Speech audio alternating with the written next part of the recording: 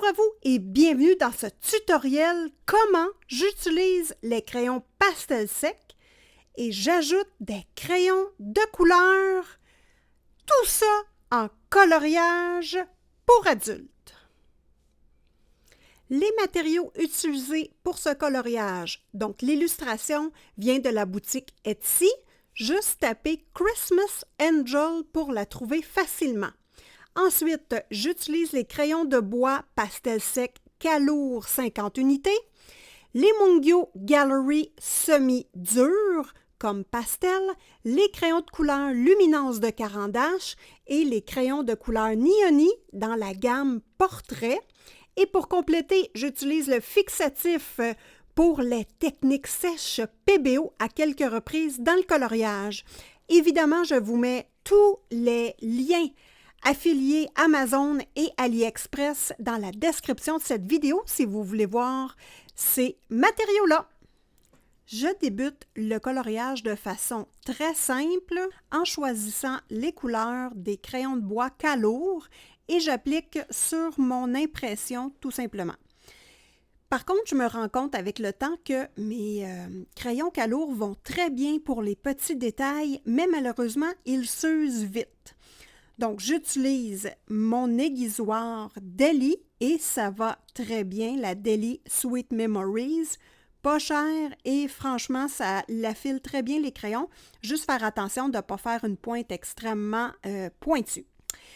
Donc, je termine l'application des couleurs sur les cheveux à l'aide de mes crayons Calour et de mes crayons pastel semi-durs Mungyo Gallery.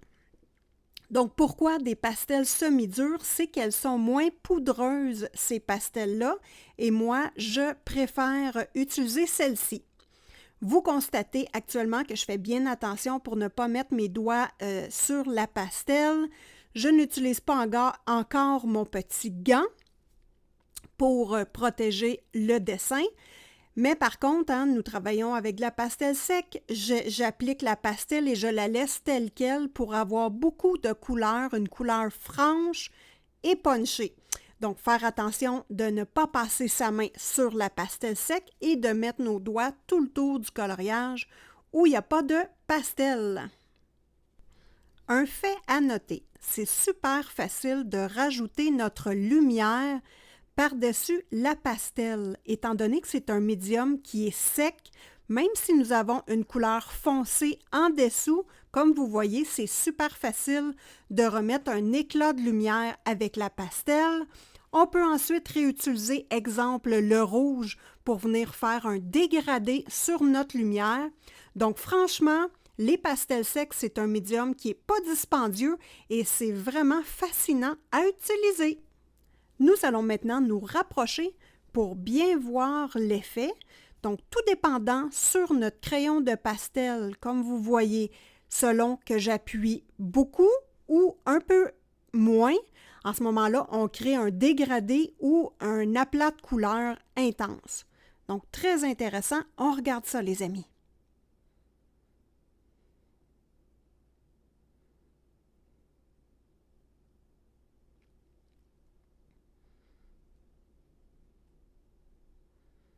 Donc ici, je rajoute ma couleur prune sur le jaune et on voit tout de suite le petit dégradé qui se crée facilement. Là, je touche délicatement avec ma mine sur le jaune et hop, tout de suite, on a un effet de dégradé.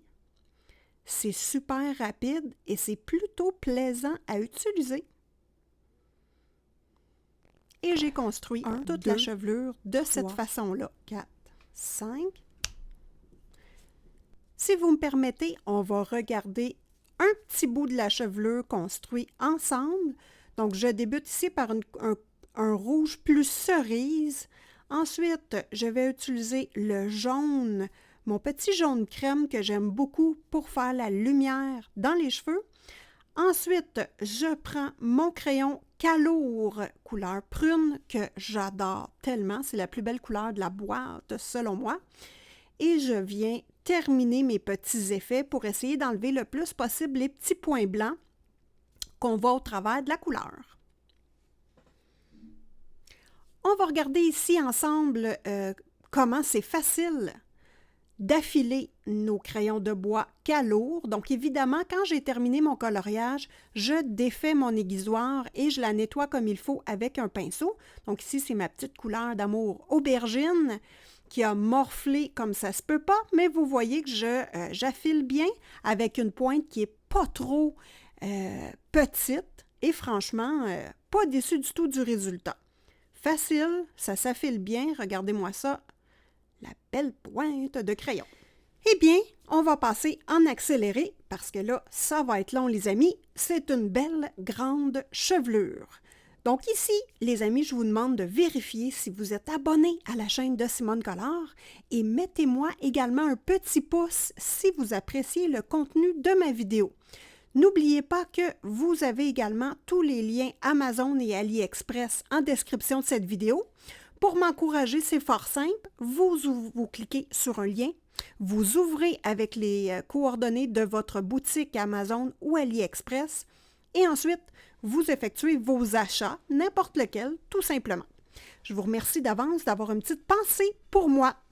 Donc ici, on voit que j'ai utilisé l'estompe pour venir écraser le pigment sur le papier parce que j'utilise un papier aquarellable qui a un petit peu de texture à l'intérieur, donc c'est pour ça qu'on voit beaucoup les petits trous blancs sur la feuille. Donc avec l'estompe, ça me permet d'étirer un petit peu la couleur pour essayer de conserver le plus possible mon médium, de ne pas trop user mes petits bâtonnets et crayons. Voilà. Maintenant, nous allons parler des yeux et des fleurs un petit peu. Donc, pour les yeux, pour l'instant, j'ai simplement mis du bleu ciel et à moitié de l'œil, j'ai mis du vert. Donc, un petit vert tendre, toujours avec les pastels secs. Même chose pour les fleurs. Donc, j'ai utilisé ma couleur aubergine pour faire juste des petits points dans le centre de mes fleurs. Et pour les pétales, j'ai mis du bleu et du vert avec mes crayons calourd pastel sec, tout simplement. Pour venir égayer le regard un petit peu de ma poupette, autour, la ligne noire autour des yeux, j'ai mis un bleu foncé et un vert plus foncé. Donc ça, c'est vraiment une touche que je trouve importante au niveau du regard, de venir souligner avec une couleur foncée l'intérieur de l'iris. Le travail avance bien, on voit que la chevelure est presque terminée. En ce moment, je fais seulement des petites retouches pour venir bien calibrer ma lumière, repasser sur les ondes pour avoir une petite lumière plus franche à certains endroits.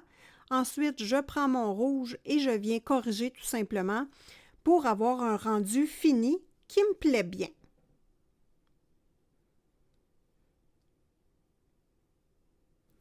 On se prépare maintenant pour travailler la peau à l'aide des luminances, la boîte de 40 unités. Donc, j'ai le goût d'essayer les luminances pour structurer ma peau. C'est la première fois que je vais les utiliser pour une peau. Et d'ailleurs, vous voyez comme mes mines sont belles. Je n'utilise encore pas beaucoup les luminances. Donc, ça va être intéressant de voir quelle sélection de couleurs je vais prendre pour les peaux. Donc, moi, j'en choisis 3 ou 4.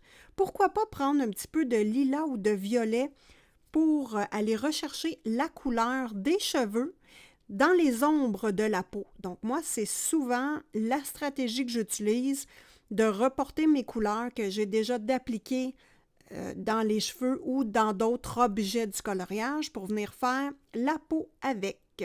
Pourquoi pas venir utiliser du rouge également? Un petit bourgogne dans les ombres pourrait être intéressant pour venir vraiment appliquer notre couleur très foncée. Bon, une visite de chat, pourquoi pas, hein? Le petit minou aime ça voir ce que je fais, mais attention, les pattes de chat, nous travaillons sur de la pastel sec. Fuis, vermine! Oh là là! Donc, on débute l'application des crayons sur la peau. Donc, je fais quelques petits tests sur un papier à côté pour voir mon mélange de couleurs, comme ce sont des couleurs qui ne sont pas habituelles. Et ensuite, je débute. Ma stratégie pour faire les peaux, c'est simplement de commencer par les ombres. Donc, ma couleur, on va dire intermédiaire pour les ombres. Et ensuite, je vais utiliser ma couleur peau pour venir rabriller par-dessus l'ombre. Et ensuite, j'utilise ma couleur plus foncée pour venir puncher mon ombre dans les endroits où la peau doit être le plus foncée. Avant de débuter le visage, c'est très, très important d'effacer toutes les parties sur le coloriage où il y a de la pastel sec. Donc, on efface, on nettoie et on fixe avec le fixatif 2 couches. Ouh, je suis prête, on débute la peau. Donc là, pour les ombres, j'utilise vraiment ma couleur la plus pâle pour faire les ombres. Donc, je construis tout doucement le contour du visage, le dessous de l'œil un petit peu. Ensuite, je vais creuser les pommettes. Je vais mettre un petit peu d'ombre en dessous du nez, sur les côtés du nez et je remonte jusqu'à l'arcade sourcilière. Donc là, on voit que déjà, j'utilise une autre couleur un petit peu plus foncée autour du visage, donc pour vraiment définir la tranche. C'est un travail de construction étape par étape. J'y vais doucement. Je vais rabriller couche sur couche pour bien structurer mon visage. Et n'oubliez pas que si on fait des petites erreurs, c'est facile d'effacer et de recommencer. Tout simplement parce que ce ne sont pas des crayons qui sont très, très cireux. Donc, c'est facile et ça nous permet beaucoup plus de marge d'erreur. On voit ici le grain de peau, le grain du papier me donne beaucoup de petits trous. Donc ça, j'ai un petit peu de difficulté avec le choix de mon papier. Honnêtement, je préfère du papier qui est un peu plus lisse quand je n'utilise pas l'eau. Je vais devoir faire des recherches pour acheter d'autres types de papier. Donc là, je vais utiliser ma couleur très foncée, donc ma couleur plus bourgogne pour venir asseoir mon ombre et regarder ce que ça donne en réel. Donc là, moi, je trouve que ça fait un rappel des cheveux dans l'ombre de la peau. Et franchement, c'est pas piqué des verres. J'aime beaucoup l'effet. C'est un peu la patte de Simone Collard, de répercuter mes couleurs un peu partout dans les coloriages. Chut, c'est mon secret, mais vous pouvez l'utiliser vous aussi. Donc là, je prends ma couleur peau pâle pour venir abriller l'ombre et également travailler les ombres qui vont être plus claires. Donc, inquiétez-vous pas, là, vraiment, la couleur peau sur les ombres, ça va diminuer la couleur et blender tout ça de façon harmonieuse. Rien ne nous empêche de rajouter de la couleur pour les ombres par la suite. C'est vraiment ce qu'on appelle du couche sur couche. Maintenant, je m'attaque au côté du nez avec ma couleur d'ombre la plus pâle. Je construis l'ombre tout le long du nez, donc vraiment, et je viens également jusque sur le dessus du nez. Je vais en dessous, je fais entre la lèvre et le nez, tout simplement. Et ensuite, je passe en dessous des lèvres pour venir faire une petite ombre. Donc, le nez, j'y vais de façon très, très délicate. Donc, je suis patte douce. Et là, pour les besoins de la vidéo, je vais vous faire la moitié du visage seulement. Donc, ça va être intéressant de voir. Je fais également la ligne en dessous des cheveux parce que les cheveux font une petite ombre reportée, tout simplement. Donc, on construit tout ça tranquillement. Je n'appuie vraiment pas fort. Vous voyez où je tiens mon crayon. Donc, je le tiens loin de la mine pour vraiment ne pas avoir de force sur le crayon car je ne veux pas saturer le papier, mais bien travailler avec du couche sur couche.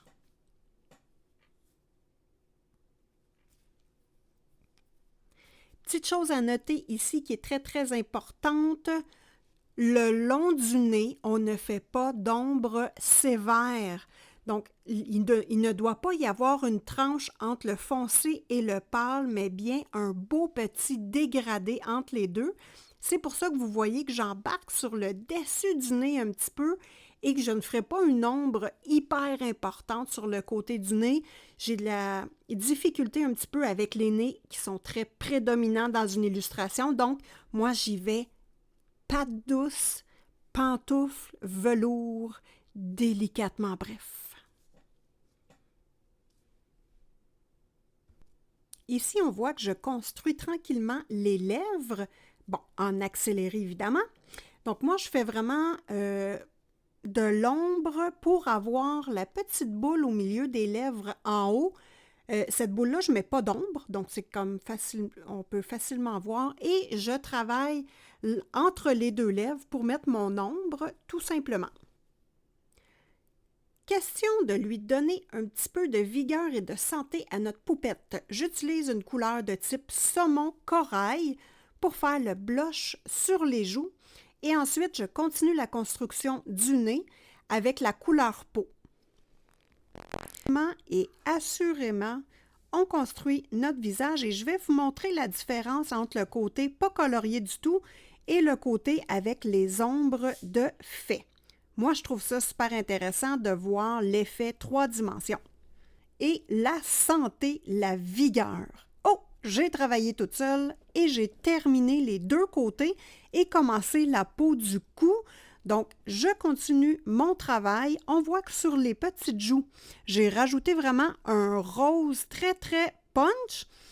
Et je mets maintenant mon gant de dessin et je poursuis doucement la structure du visage pour l'avoir vraiment à mon goût. J'ai fait les lèvres plus naturelles, donc je ne voulais pas avoir de couleur très, très importante. Au niveau des yeux, je n'ai pas maquillé. Donc, simplement une application de couleur noire, mais pas de maquillage. Et là, je suis en train de retravailler le blush sur les joues parce que je le trouvais un petit peu important, trop important. Donc, je retravaille ça tranquillement. Petite chose à noter également, moi je ne m'assure pas nécessairement que mes deux joues soient extrêmement égales. Donc vous savez que dans la morphologie, hein, les humains, on n'a pas nécessairement les deux côtés symétriques. Donc je travaille pour ne pas avoir une symétrie parfaite justement, pour que ça ait un petit côté plus charmant. Là, je travaille maintenant, comme vous pouvez constater, avec les crayons à l'huile Neoni. Donc, ce sont des crayons bas de gamme qui ne coûtent vraiment pas cher.